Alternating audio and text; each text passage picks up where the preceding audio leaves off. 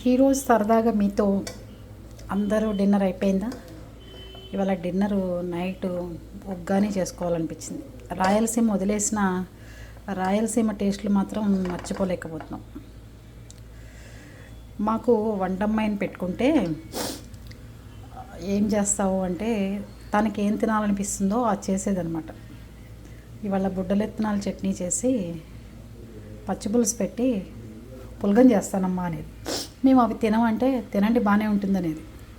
తర్వాత బుడంకాయ చట్నీ చేస్తానమ్మా అనేది. మేమేమో దోసకాయ అంటాం, రాయలసీమ వాళ్ళు బుడంకాయ అంటారు.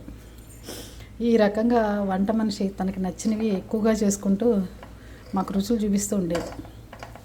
మేము తినాలని దానికంటే కూడా తనకి నచ్చినవి ఎక్కువ చేసేదనమాట. జస్ట్ జోకు, కానీ తనకి నచ్చినవే మాకు కూడా నచ్చడం ఎక్కువైపోయింది. అందుకే గోదావరి జిల్లా వచ్చిన తర్వాత వంట మనిషి అనేది పెట్టుకోకుండా నా సొంత వంటలు చేస్తున్నాను. అవి కూడా రాయలసీమ వంటలే.